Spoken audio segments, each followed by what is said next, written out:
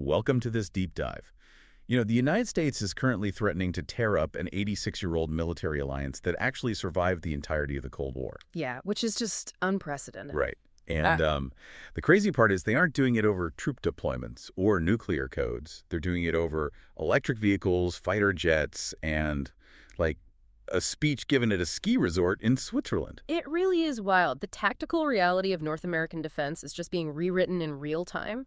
We are watching the foundation of continental security transform from this, ironclad geographic guarantee into a highly conditional transactional arrangement. Exactly.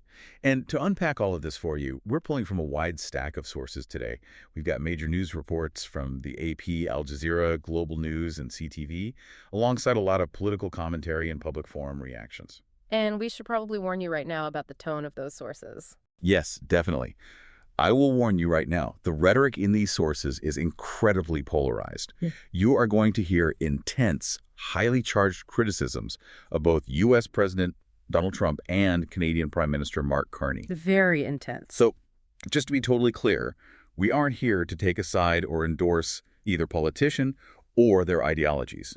Our mission today is simply to show you the raw data, look at both sides impartially, and let you see the mechanics of how this historic alliance is fracturing. Right, because the data paints a picture of a relationship that has fundamentally shifted away from shared ideology toward raw economic and strategic leverage. Okay, let's unpack this. Because a partnership that has essentially defined global stability since the mid-20th century is suddenly on ice. The news broke when U.S. Undersecretary of Defense Elbridge Colby announced on X, formerly Twitter, that the Pentagon is officially pausing the Permanent Joint Board on Defense. Just completely pausing it. Yeah, and his stated goal was to reassess how this forum actually benefits shared North American defense. And we really need to look at the mechanism of what is actually being frozen here. By pausing this board, the Pentagon isn't like pulling troops off the border or shutting down daily communications. Okay, so what are they doing? They are freezing the high-level intelligence sharing and strategic architecture. I mean, the Permanent Joint Board on Defense was established back in 1940. Wow, 1940. So we're talking about FDR and Mackenzie King, right? Yeah. The Ogdensburg Agreement. Exactly. FDR and Mackenzie King. For decades, this board has been the central nervous system for continental defense planning. This is the body that laid the groundwork for NORAD's early warning systems. Right. They decided where to place radar stations across the Arctic, and they even advised on the St. Lawrence Seaway. So by pulling the plug, Washington is essentially blinding future coordination. They're saying the long-term, over-the-horizon planning, just over. Yeah, that's exactly the signal they're sending. And Colby's justification for doing this is pretty blunt. He stated that Canada has, quote, failed to make credible progress on its defense commitments. He explicitly argued that the U.S. needs allies who prioritize hard power over rhetoric. Hard power over rhetoric. Yeah, and that Washington can no longer avoid the gaps between what Canada says and what Canada actually does. It is a severe diplomatic escalation. It signals a complete lack of faith in the existing institutional structure. See, I'm looking at this and wondering if we are overreacting to bureaucratic house cleaning. Like, governments restructure committees all the time. Sure they do. But freezing an institution built by FDR feels different. Is this like a couple who's been married for 86 years suddenly sleeping in separate bedrooms? Or is Washington just firing a warning shot across the bow to get Ottawa's attention? It's the separate bedroom scenario. This symbolic weight alone makes it much more than bureaucratic house cleaning. Wow, okay. When you sever the highest level strategic planning board you share with your immediate neighbor, you are signaling to the rest of the world, including strategic rivals, that the unified front of North America is fractured. Which is dangerous. Highly dangerous. And to understand the underlying friction causing that fracture, you have to look at the math, specifically the moving goalposts of military spending. It always comes back to the math, doesn't it? Always. And the numbers in these sources are staggering. Historically, yes, Canada has lagged near the bottom of NATO countries regarding defense spending as a share of its economy. Right. They've been criticized for that for years. But Canada just hit a massive milestone. For the first time, Canada actually reached the traditional NATO target. They are spending 2% of their GDP on defense. That equates to $63.4 billion in 2025. Which is a huge jump. It is. Prime Minister Carney framed it as the single largest year-on-year increase in defense investment in generations. So from an outside perspective, Canada hit the target. They paid the bill. Well, what's fascinating here is the timeline of the new demands. It reveals why hitting that target didn't resolve the tension at all. Okay, lay it on me. Just as Canada reached that 2% threshold, the United States used a recent NATO summit in The Hague to pressure allies into agreeing to a completely new target. Wait, they moved the target. They moved it significantly. The new goal is 5% of GDP by 2035. And specifically, Washington is pushing Ottawa to hit at least 3.5% in the near term. Okay, let me make sure I'm wrapping my head around the scale of that demand. So Canada finally paid off their share of the old credit card bill, but the U.S. just bought a massive new mansion and is demanding Canada pay half the mortgage on the new place. That analogy perfectly captures the macroeconomic reality facing Ottawa right now. To meet a 3.5% benchmark, let alone 5%, Canada would have to more than double its current defense budget. Double it. You don't just find that kind of capital in the couch cushions. Exactly. Doubling a federal defense budget requires fundamentally reshaping a nation's fiscal priorities. Yeah. It usually means pulling massive funding from domestic social programs, healthcare, or infrastructure. But looking at the sources, there's a secondary layer to this financial dispute, right? It isn't strictly about the raw dollar amount.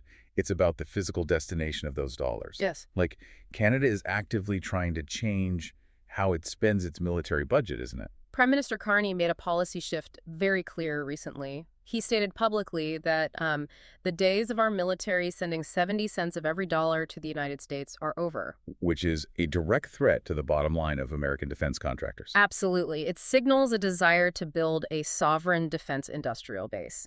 Rather than just treating the Canadian military as a captive customer for American hardware, Ottawa wants to retain that capital domestically to build its own manufacturing capabilities. And this sudden Canadian desire to keep defense dollars at home didn't just annoy American contractors. Yeah. It fundamentally altered how Canada spoke on the global stage, which is exactly why a specific speech at the World Economic Forum in Davos ignited this whole situation. The rhetorical escalation at Davos really became the catalyst for the Pentagon's response. So in January, Carney delivered this highly publicized speech, and the messaging was incredibly aggressive. Okay. He warned that middle powers must act together because, in his words, if we're not at the table, we're on the menu. On the menu. Yeah.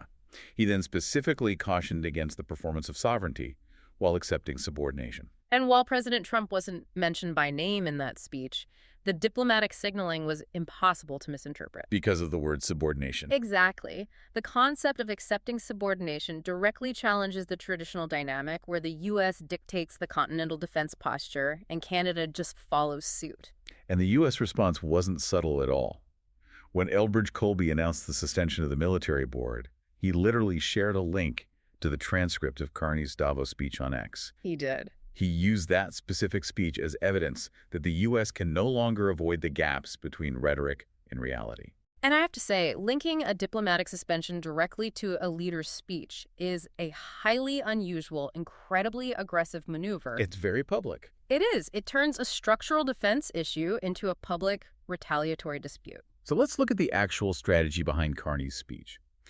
Is this push for a middle power alliance a genuine, viable military strategy for Canada? Or is this just domestic political posturing? Yeah. Because standing up to the U.S. always plays well to voters at home, but can Canada actually defend itself without Washington? Well, the evidence points to a massive, tangible diversification strategy. Canada actually is actively stepping up its military cooperation with non-U.S. allies. Wait, really? Who are they working with? They are deepening strategic ties with Nordic countries, the UK, the Netherlands, and Germany. Oh, wow. And this isn't just theory, right? Carney recently pledged $20 billion for forward operating locations and infrastructure in the north to protect what he explicitly called our Arctic. So by building those forward operating bases, Canada is trying to project physical sovereignty. They're putting infrastructure in the ice to prove they don't need American permission to manage their own borders. Exactly. And that pivot away from total reliance on Washington leads directly to the Pentagon's deepest anxiety. Because of rival powers. Right. Because diversifying alliances with European middle powers is one thing. Engaging with America's primary geopolitical rivals is an entirely different threat matrix. And here's where it gets really interesting, because we have to talk about Beijing. We do. Prime Minister Carney recently traveled to Beijing, which marked the first visit by a Canadian PM in 8 years. And he didn't just shake hands. He declared a new strategic partnership with China. It was a massive deal. Yeah, we are talking about major bilateral agreements on electric vehicles, agriculture, and energy. He even met personally with Chinese President Xi Jinping. And the timing and scope of that visit essentially set off every security alarm inside the Pentagon. I bet. A dedicated Pentagon working group warned the White House that Canada's exposure to China, as well as Russia, along its northern border in the Arctic, is now considered one of the top strategic risks facing the United States. But wait, agricultural and EV trades with China happen globally? The U.S. trades with China. European allies trade with China. Why would the Pentagon flag trade agreements as a direct military vulnerability in the Arctic? Because the mechanism of modern geopolitical expansion relies heavily on dual-use infrastructure. What does that mean? Well, when a strategic rival secures energy or agricultural footholds in a highly contested region like the Arctic, it often lays the groundwork for logistical access, intelligence gathering, and maritime influence. Well, I see. Yeah. The U.S. military views any Chinese economic footprint near the North American perimeter as a potential intelligence vulnerability. And that vulnerability bleeds directly into the Five Eyes Alliance, right? That's the intelligence sharing network between the U.S., Canada, the U.K., Australia, New Zealand. The sources show growing unease within that network, with the U.S. increasingly viewing Canada as a weak link regarding Chinese interference. The intelligence community is heavily insulated, but when trust fractures at the top political level like this, it inevitably restricts the flow of classified data downstream. You can see this tension completely ripping through the public consciousness, too. I mean, the public forum reactions in our sources show intense polarization. Yeah, they're very heated. Yeah. On one side, you have citizens practically screaming that the Canadian government is turning the country into a vassal state of the Chinese Communist Party, willfully abandoning their closest geographic ally. Right. And then on the exact opposite side, you have people arguing that the U.S. is acting like a bullying hegemon, using mafia tactics to force compliance, and that Canada is entirely justified in forging an independent path. The data really reflects a deeply divided public trying to make sense of a radically shifting national identity. It sounds like Canada is trying to play multiple sides of this massive geopolitical chessboard, balancing the U.S., Europe, and China. But the U.S. is threatening to just flip the board over entirely. Because the response from the White House wasn't just to pause a defense board. President Trump threatened 100% tariffs over this specific China deal, didn't he? The threat was completely explicit. The administration warned that if Canada becomes a drop-off port for Chinese goods to be funneled into the United States, which would circumvent U.S. trade barriers, the economic retaliation would be overwhelming. So the mechanism of that tariff threat brings us to a massive realization about this entire deep dive. Is this military suspension actually about defense readiness, or is it a transactional pressure tactic designed to force compliance on upcoming business deals? If we connect this to the bigger picture, the timeline makes it impossible to separate the military pause from the economic reality. The United States, Canada, and Mexico are currently staring down a July 1st review deadline for their massive free trade agreement, the USMCA or CUSMA. There are trillions of dollars in long-term economic impact on the line with that review. And the U.S. Trade Representative has already signaled that talks with Mexico are moving much faster than those with Canada. Right. The Pentagon pausing the defense board right as these trade negotiations hit a critical friction point. I mean, that cannot be a coincidence. It isn't. And beyond the broad strokes of the free trade agreement, there is a very specific, incredibly expensive point of leverage. Fighter jets. Right. The F-35s. Canada has been reviewing a purchase of 88 F-35 fighter jets from the American defense giant Lockheed Martin. And this procurement review has been dragging on for over a year. And the U.S. views that delay as unacceptable. They have tied it directly to continental security. U.S. Ambassador to Canada Pete Hoekstra issued a really stark warning. What did he say? He said if Canada doesn't finalize the purchase of those jets, the NORAD relationship, quote, would have to be altered. Whoa. He even suggested that an alteration would result in more U.S. flights operating within Canadian airspace. Let's think about the mechanics of that threat for a second. The U.S. ambassador is suggesting that if Canada doesn't buy American hardware, the U.S. military will physically assert its presence in Canadian skies to compensate for perceived weaknesses. Exactly. That is a staggering challenge to a nation's sovereignty. So let me pose the ultimate question here.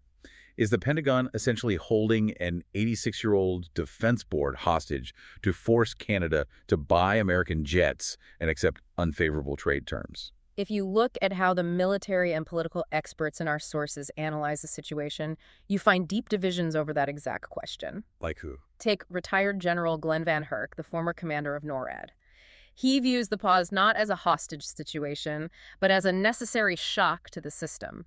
He interprets it as Washington saying, "We're serious, we need you to move faster on procurement." But Van Eyck also pushes back against the narrative that Canada is useless. Right. He explicitly noted that Canada paid for 40% of NORAD's last modernization effort and stated he wouldn't view Canada as a country that's just free riding on the U.S. military. Right. But the political scientists view the tactics much more critically. Fen Osler Hampson, a professor of international affairs at Carleton University, characterized the U.S. move as ominous. Ominous. Yeah. He directly linked it to the fighter jets, calling it a shot across the bow regarding the F-35 procurement. But Hampson also warned that by freezing these joint boards, the Trump administration might be shooting itself in the foot. Because it hurts their own intelligence. Exactly. Blinding your shared intelligence architecture hurts U.S. national security interests just as much as it hurts Canada's. And it's not just academics sounding the alarm on the tactics. Even within the U.S. Republican Party, there is notable pushback. Representative Don Bacon heavily criticized the Pentagon's move. He did. He pointed out that past insults from the Trump administration, like famously calling Canada the 51st state or calling the Prime Minister the 51st governor, have gained the U.S., quote, nothing but animosity that cost us economically and now militarily. He argued that cooler and wiser brains are needed before the damage becomes permanent. The synthesis of all these perspectives reveals that military cooperation and economic leverage are now completely inextricably intertwined. You can't separate them anymore. No. You cannot negotiate the F-35 procurement without discussing the trade agreement, and you cannot discuss the trade agreement without factoring in the suspension of the Defense Board. The traditional boundaries of diplomacy have collapsed into one giant, multi-front, transactional negotiation. Which means we have officially entered the era of pay-to-play security. The U.S. is signaling to its allies that geographic proximity and historical alliances no longer guarantee an umbrella of protection. Right. Only hardware receipts and aligned trade policies do. So what does this all mean for you listening right now? If you aren't an international arms dealer or a diplomat negotiating the USMCA, why does the suspension of this board matter to your daily life? It matters because this represents a fundamental dismantling of the world order you have operated under your entire life. For over a century, if you lived in North America, you lived under an unquestioned, ironclad security architecture. It was just a given. Exactly. The defense of the continent was treated as an absolute given. Now that architecture is being weaponized as leverage for trade disputes. If the highest levels of strategic planning can be frozen over electric vehicle agreements and procurement delays, it means the very mechanisms that protect your airspace, your supply chains, and your broader economy are volatile. The bedrock of continental security isn't bedrock anymore. It's a bargaining chip. Yeah, that's exactly what it is. I want to leave you with a final thought to explore on your own.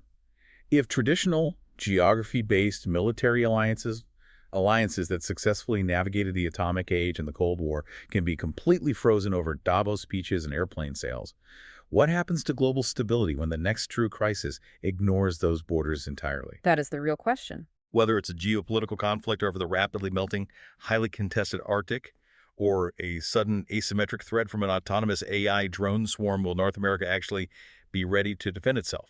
Or will we be too busy blinding our own intelligence networks, arguing over who is going to pay the bill?